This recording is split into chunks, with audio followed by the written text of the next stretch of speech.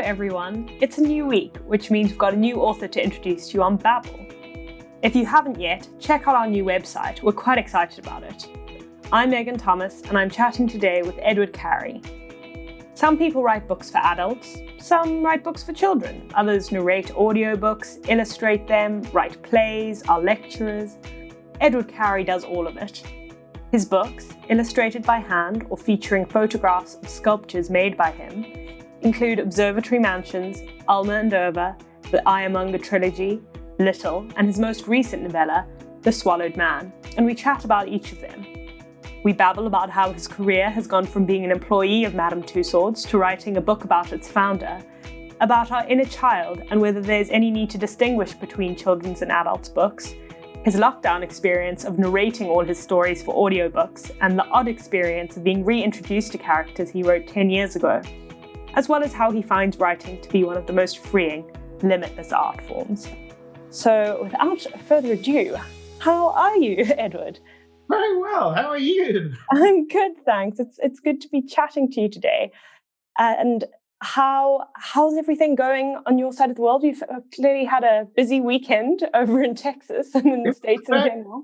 Yes, it was a very long week last week, but with happier results. Though I think a certain orange monster is going to try and confuse them with the results as long as possible. But we're feeling slightly better, actually, which is great.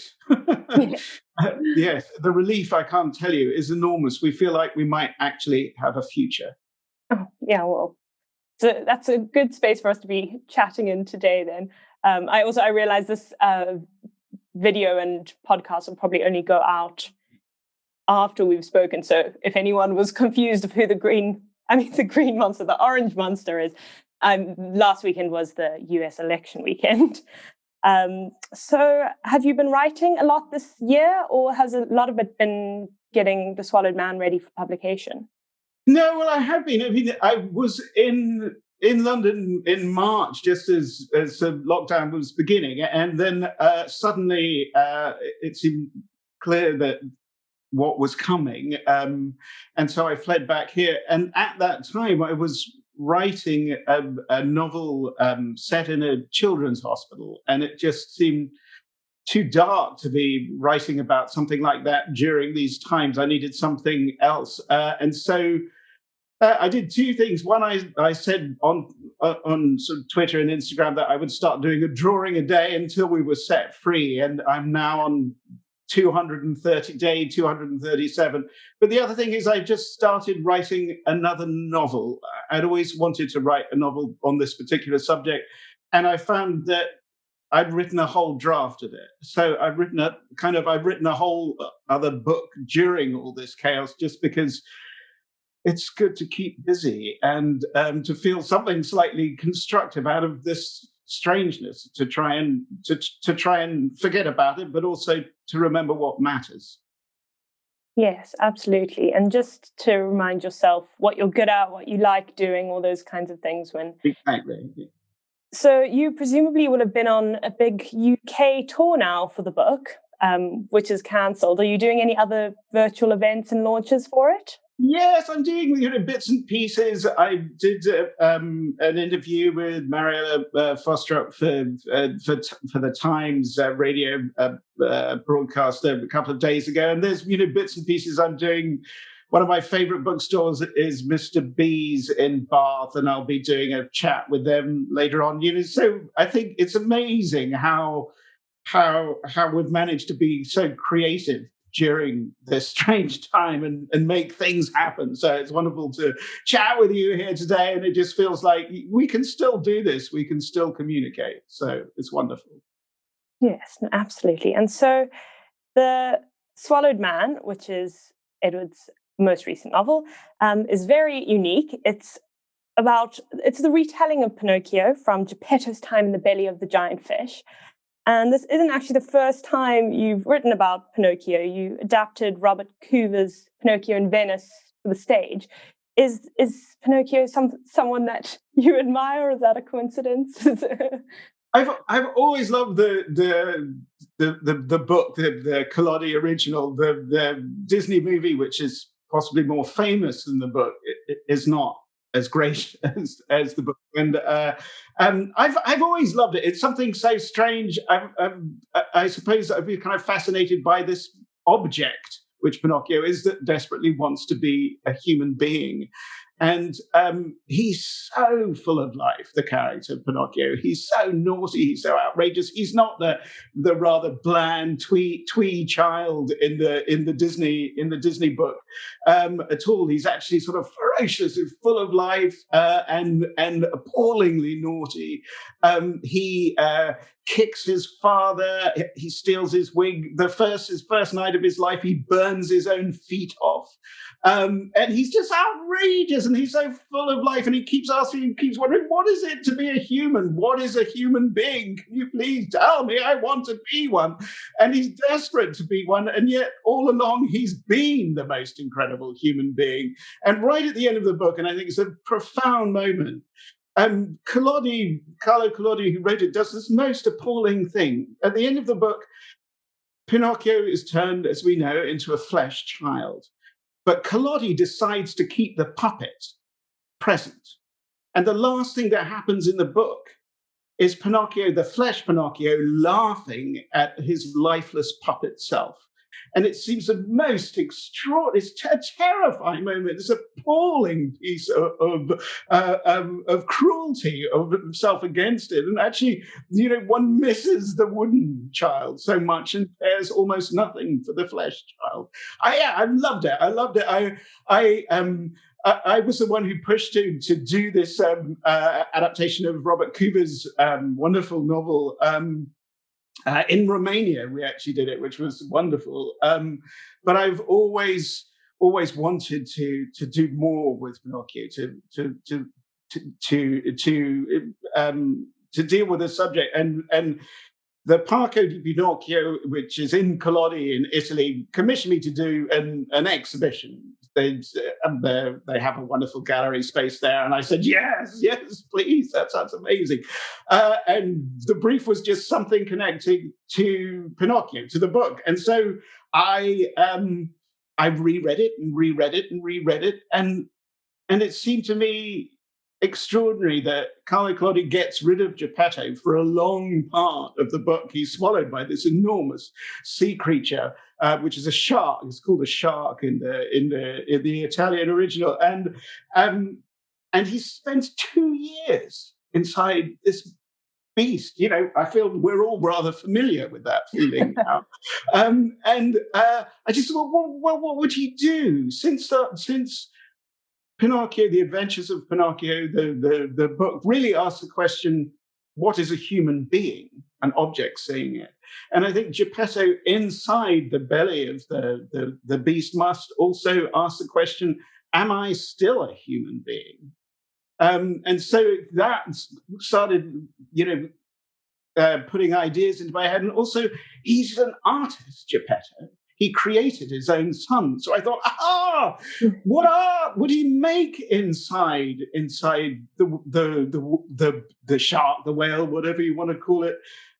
And I thought, could I make the art that Geppetto made? For example, in the book, this is a brush that I made out of a friend's beard hair.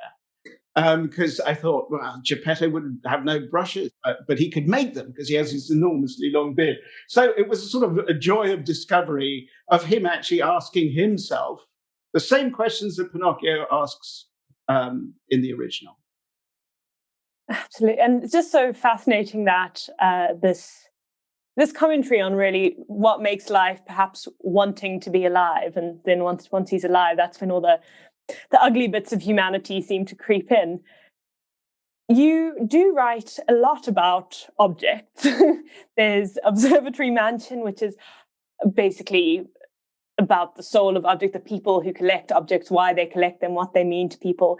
Then Little is a historic fiction about Madam Tussauds and the wax models. And then, of course, Pinocchio is the ultimate object of sun.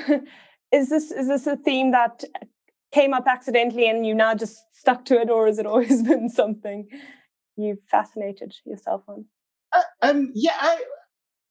I'm sort of surprised. It certainly didn't seem that I set out to write about objects, but I am the life of objects and what they tell us, a history. That's what we have left of human past. And one of the things back when one could that I love to do is to go mudlarking on the Thames at low tide and finding all the objects that the Thames gives out on the foreshore.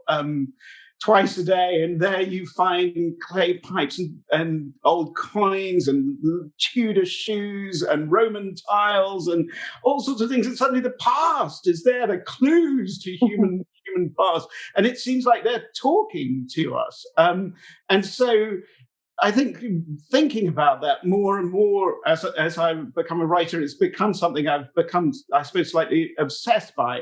But one of the things that I was always so moved by is in the Foundling Hospital, the museum in London, they have the objects that invariably the mothers would leave with their child. And that was all the connection between mother and child. And those objects, a thimble, sometimes the label from a gin bottle, have such profound meaning to them. And there's a similar museum, the Ospedale degli Innocenti in Florence, has these objects, but something else happened to them. They were guillotined in half, and half would go with the mother and half would remain for the child, and hoping that one day the object would become whole again. And so for me, it's always been a point of fascination. And then I wrote a kid's book about a young man, a child who could actually hear objects talking. So yes. Yes. I mean, isn't that every child's dream for their favorite objects to talk back to them? We play with those dolls and things as children, don't we? We give them life. We transfer life to them, and we're often kind of somewhat convinced that they do have a life of their own. Yeah, absolutely. So I'm interested by the children's writing, the young adult writing, the adult writing. It does seem like they blend into one another. I don't think your novels and your, especially the Iremonger series, they don't seem like this one's for children, this one's for adults. They all kind of embrace that kind of whimsical child in all of us, while obviously being written in ways that adults might prefer to children in some of the books. But that sense of childishness does go through your books. Is it something that you find is at the core of a human existence?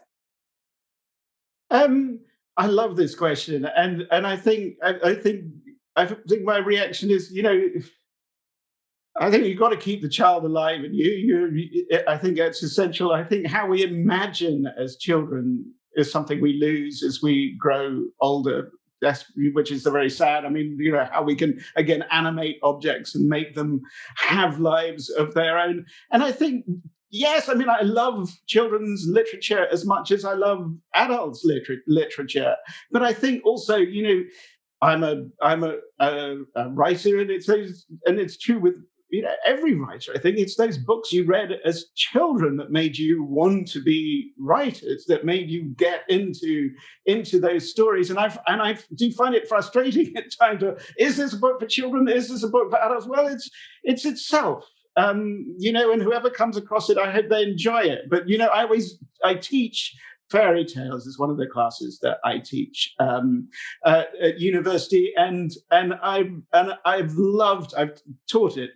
This class, it's kept changing, of course, but for about 10 years now, and actually getting back to those stories, which actually are describing what it means to be a human being and how to survive as a human being, actually getting lost in those children's stories, they seem to me the most necessary literature. So I absolutely adore going back to that, and I'm sure I will in the future write children's books, right? Adult books, whatever you want to call them. But writing my kids' trilogy sort of saved me as a writer, because I'd lost the joy of writing somehow.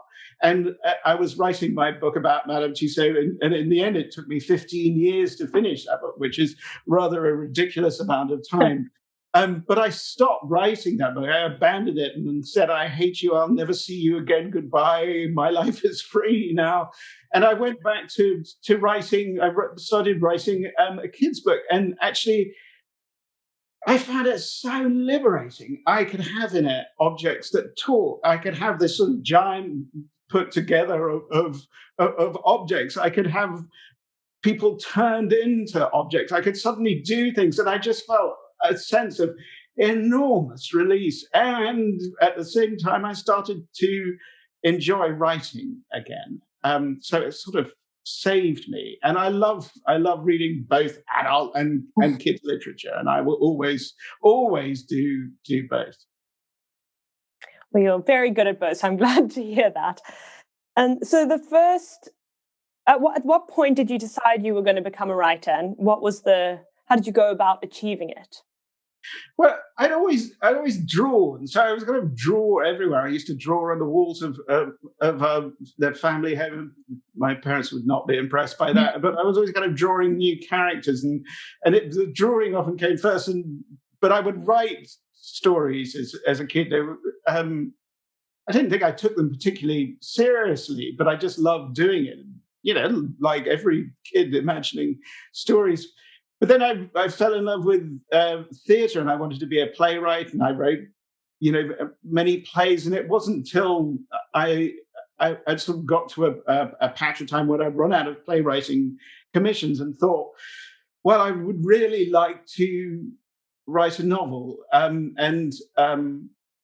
And so I sat in the French countryside, and then I was a chain smoker, and I was always punctuating every single sentence. A full stop would be the end of a cigarette. That was my company, long since stopped.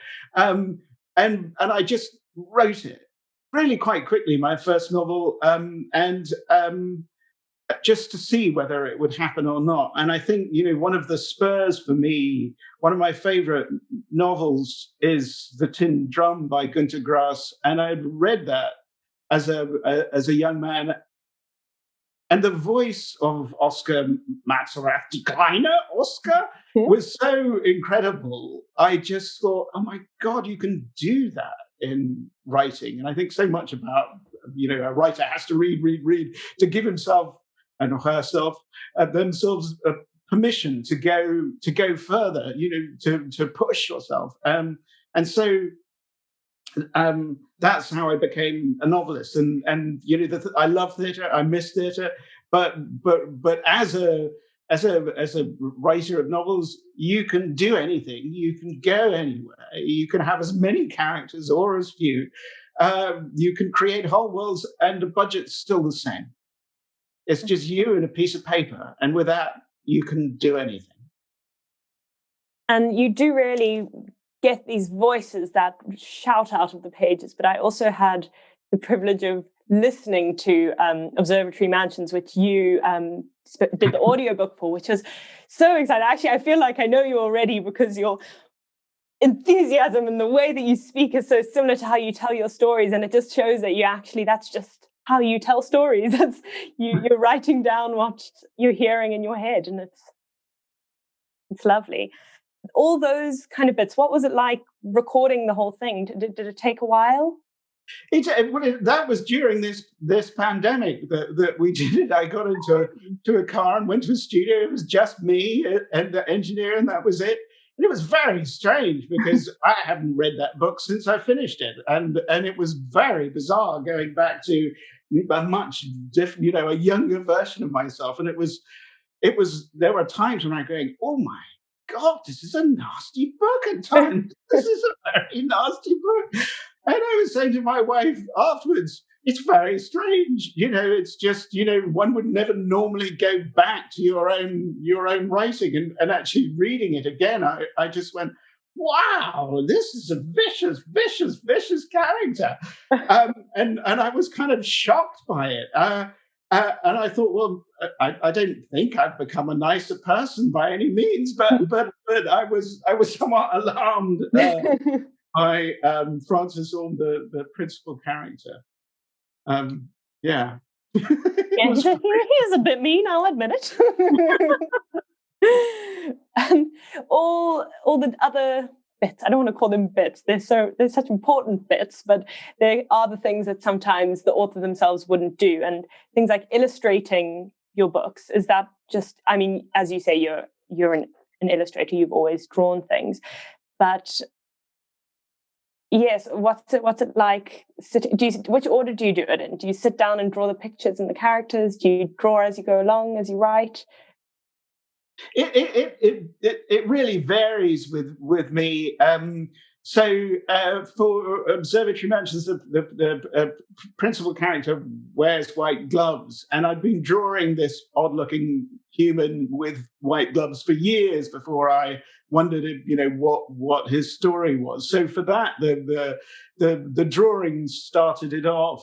But for me to understand my characters, I need to draw them. I need to understand what they look like. It's also, as writers, we're always looking for ways not to write, for excuses of writing. And for me, it's often drawing, but they become then part of the book. And I try to do different things for different books.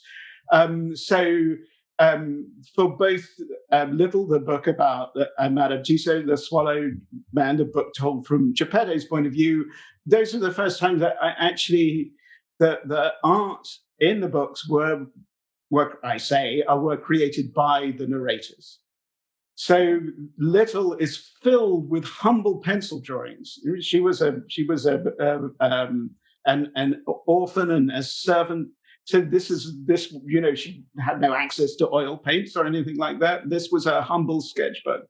So I thought, wow, how wonderful to try and get her to speak through the pencil. And so for me, I was words and pencils, drawings were rising at the same time. And for The Swallowed Man, I thought, what would he create? And that became the part of the narrative pull for it. There's a I think you can see there's a sort of bust of Pinocchio behind me that I say in the book that Geppetto makes out of ship's biscuit, mushed together to form his son, an image of his son. So for me, part of the joy is that kind of creating, both. What else can I do? So I got, for Geppetto, this is a piece of driftwood I picked up years ago, and I suddenly had all these beautiful pieces of driftwood, and this is one of Geppetto's former loves that he's painted on wood. So it was a way of getting closer to the character, and the joy as I kind of one morning, so I wrote The Swallowed Man, actually sat in this chair in the darkness. I made the room as dark as I possibly could to feel his experience. But I suddenly thought, oh, I know what, I will draw lots of ink drawings of Geppetto, self-portraits, but I'll do them in squid ink. Because that's what he would be able to paint with. He would run out of ink, but here comes an octopus in the post, as he calls what the sea creature gets him, and he would take the ink sacs out of the octopus and draw with them. So drawing with squid ink was fabulous fun. But it is for me a way of getting to know the characters, and I try and do different sort of art for each book to change it around to make it more interesting for me. And so your experience at Madam Tussauds, was that research only, or was that something that you were working? Was that somewhere you were working? Yeah, years ago. I mean, like a long time ago. I had, when I left university, I had a free fall. I did a ton of really terrible jobs that I absolutely adored. I worked as a stage doorkeeper in the West End, and I worked as an archivist for a plastic surgeon, and I worked at Madam Tussauds. Now, working at Madam Tussauds was wonderfully bizarre. And actually, you have those times before the public come in when it's just you and the dolls. and they have a life of their own. They feel so, they feel like they have their presence. And the poor dolls, you may have a wax figure of Charles Manson. That poor wax figure didn't have the choice to be Charles Manson. It might have preferred being Princess Diana, but this is what it became. And I think I began to have so much admiration for them, and less for the public, who kind of came in and touched them. And we have our physical distances from each other, but the public were touching, and I just think, this is wrong. This is so wrong. Everyone used to do that. We'd keep very still and wait for the public to come up to us, and then they would come up and sort of look up our nostrils, and then you'd go, hello.